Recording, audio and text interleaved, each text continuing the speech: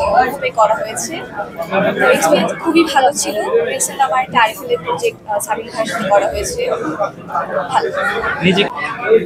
নায়িকার ওয়ার্ডটা আমার কাছে না মানে আগে যেমন শুনতে ভালো লাগতো, কিন্তু অভিনেতা কথাটার জন্য অনেক বেশি।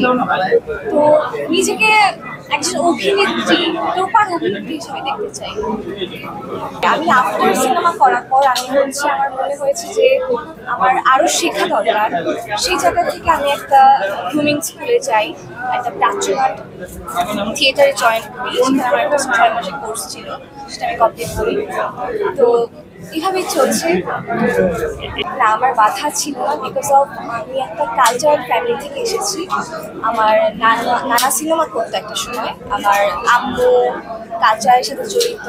তো সেই জায়গা থেকে আমার ফ্যামিলিটা এত সাংস্কৃতিক মনা, দে আর ভেরি সাপোর্টিভ আমার কাছে। এই জন্য আমার খুব দেখা যায় ওরা আমাকে অনেক বেশি ইন্সপায়ার করে।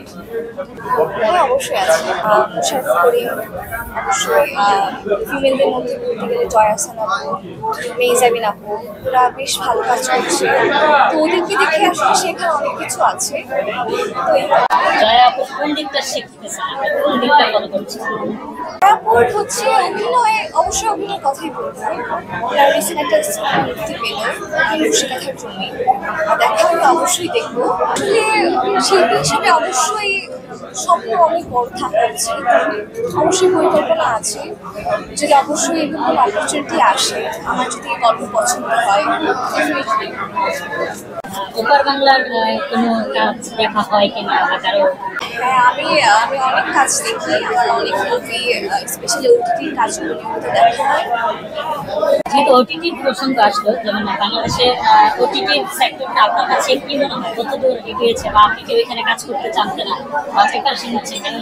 হ্যাঁ, ওটিটি বাংলাদেশে অনেকেই ওটিটির কাজ দেখে। ইভেন ওটিটিতে এত ভালো ভালো গল্প আসছে যেগুলো কিনা মানে কলকাতা ওদের চেয়েও দেখা যায় আমরা অনেক ভালো কাজ করছি।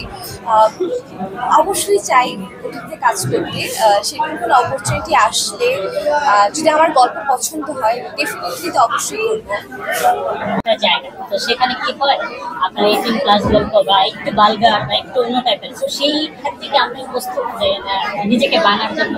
সবকিছু চরিত্র হিসেবে দেখি আর ভেবে দেখবো, এখনো ভাবিনি। আমি আমার দর্শকের কাছে সুন্দরভাবে প্রেজেন্ট হতে চাই, যেটা পরবর্তী চেয়েছি। যেমন রায়হান রাফির রিসেন্টলি একটা ব্ল্যাক মানি আসতেছে, ওটাতে পুরো 18+ সে বলছে এবং আমি যেটা দেখেছি।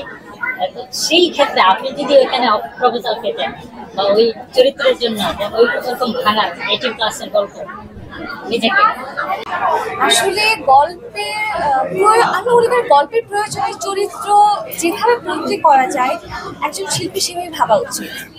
তো অপরচুনিটি আসলে যদি আমার গল্প পছন্দ হতো, আমার সেই ক্যারেক্টারের সাথে আমি গুলাপ করতে পারবো কিনা ক্যারেক্টারটা, তাহলে অবশ্যই করতাম। আর যেহেতু নাচের মেয়ে, কিছু সুন্দর গান ছিল এখানে। আসলে অপরচুনিটি এসেছে, কিন্তু সবকিছু ব্যাটে বলে ফেললে অবশ্যই করবো। সে অংশু হয়ে ভালো কাজ করছে।